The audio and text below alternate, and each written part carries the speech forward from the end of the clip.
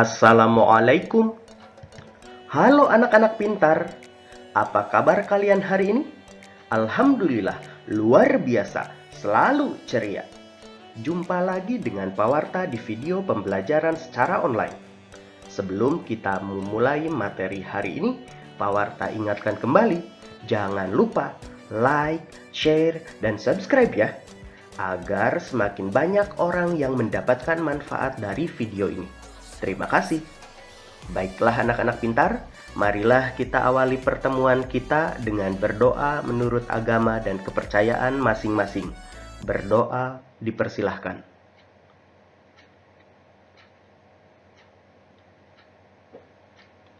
Selesai. Anak-anak pintar, simaklah baik-baik gambar berikut ini. Karya sastra apakah yang ada pada gambar tersebut? Pernahkah kalian membaca buku seperti ini? Lalu, buku cerita apa yang paling kalian sukai? Buku-buku tersebut merupakan hasil karya dari seorang penulis. Adakah di antara kalian yang bercita-cita ingin menjadi seorang penulis? Jawab di kolom komentar ya. Tahukah kalian apa yang dilakukan para penulis cerita atau sastra Indonesia? Para penulis cerita atau sastra Indonesia adalah orang-orang kreatif yang selalu menuangkan ide dan gagasannya ke dalam sebuah cerita.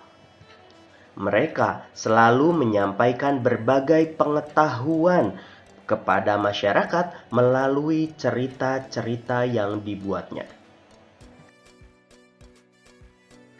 Buku-buku cerita tersebut adalah beberapa karya penulis cerita anak Indonesia yang bernama Clara N.G.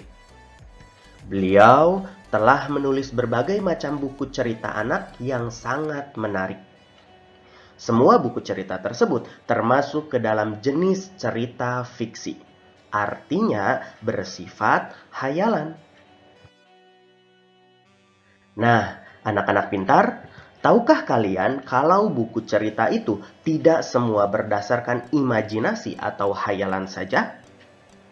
Ada beberapa buku atau ada juga buku yang ditulis berdasarkan pengalaman hidup seseorang. Salah satunya adalah buku yang Pak Warta tulis yang judulnya Mimpi Si Gembala Sapi. Buku ini ditulis berdasarkan pengalaman hidup Pak Warta dalam meraih cita-cita. Hayo, apakah kalian tertarik dengan buku ini? Ceritanya sangat menarik dan penuh dengan pelajaran bermakna. Anak-anak pintar, penulis cerita anak mempunyai peran yang sangat penting bagi pendidikan anak. Apa saja sih peran mereka tersebut? Peran seorang penulis cerita anak bagi pendidikan anak di Indonesia adalah sebagai berikut. Yang pertama, melestarikan budaya bangsa. Yang kedua, membantu anak senang membaca. Yang ketiga, membantu anak mengenal sekitar dengan cara yang menyenangkan. Secara tidak langsung, penulis cerita anak juga berperan untuk memperkenalkan negara dan bangsa dan semua keunikannya.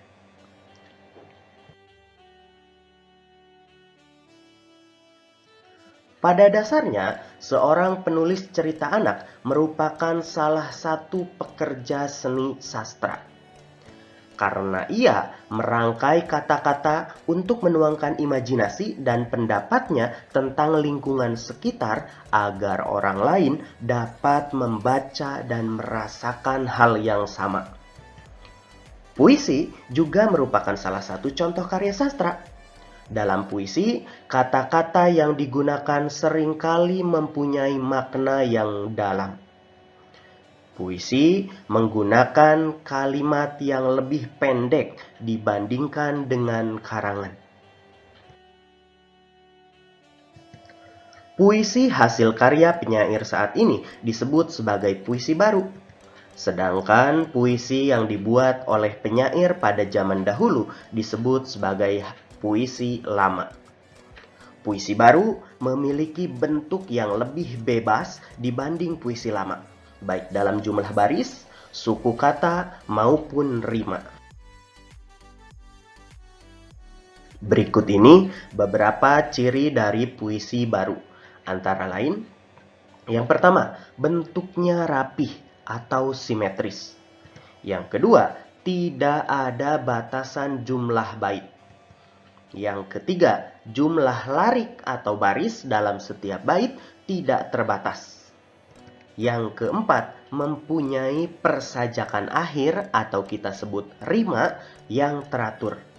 Dan yang kelima, mempergunakan banyak pola sajak pantun dan syair meskipun ada pola yang lain.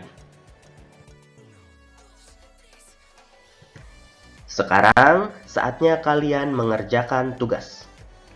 Buatlah sebuah puisi yang menceritakan mengenai cita-cita kalian di masa yang akan datang. Silahkan kalian tulis di buku tugas kalian masing-masing. Selamat mengerjakan. Anak-anak pintar, Indonesia memiliki bahasa daerah yang berbeda-beda sesuai suku yang ada. Bahasa merupakan alat untuk melakukan komunikasi dan menyampaikan pesan kepada orang lain. Dalam puisi, bahasa merupakan hal yang penting digunakan untuk menyampaikan pesan secara lisan dan tulisan.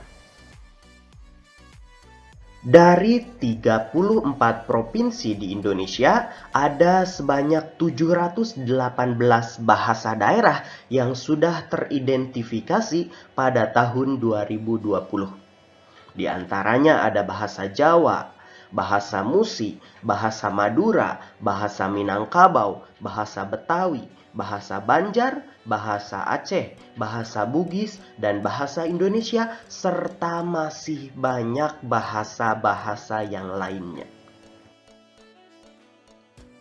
Anak-anak pintar, pernahkah kalian berkunjung ke tempat wisata yang berada di daerah lain di Indonesia?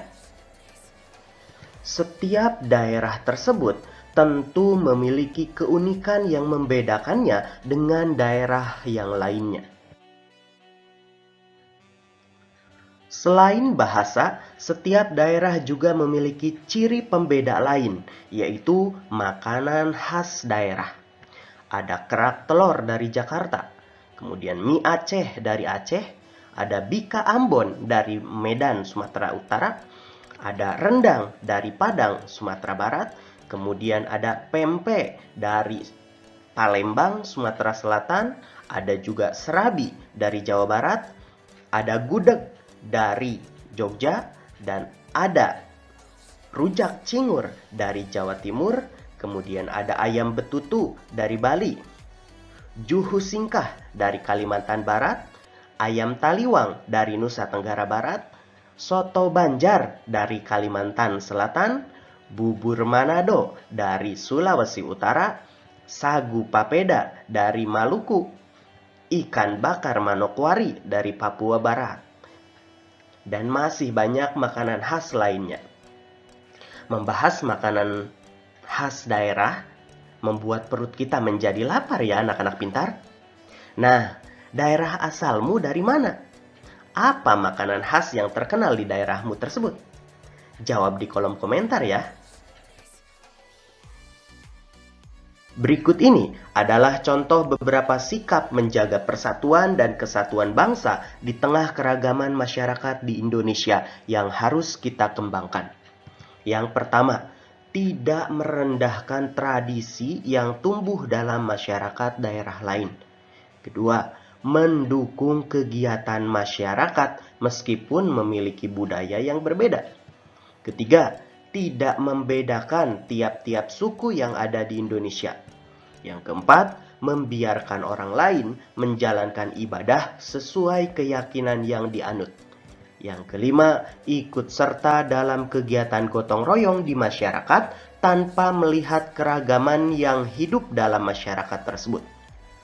Jika kita menjalankan semua sikap tersebut, Pawarta yakin tidak akan ada lagi yang namanya perpecahan antar golongan ataupun antar suku. Semua orang akan hidup damai dan saling berdampingan. Tugas berikutnya. Carilah informasi mengenai keragaman suku bangsa yang ada di sekitar kalian. Kemudian kalian tuliskan hasilnya pada tabel berikut ini. Mulai dari nama suku, daerah asalnya dari mana, bahasa daerah yang digunakan, serta makanan khas daerah tersebut. Selamat mengerjakan. Anak-anak pintar, tidak terasa kita sudah di penghujung video. Demikianlah materi pelajaran kita hari ini. Pawarta berpesan kepada kalian, saling menghargai antara sesama akan membuat hidup kita menjadi damai dan tentram. Sebaliknya, menebar permusuhan akan membuat hidup kita menjadi tidak tenang dan penuh dengan ketakutan. Akhir kata dari Pawarta, wassalamualaikum warahmatullahi wabarakatuh.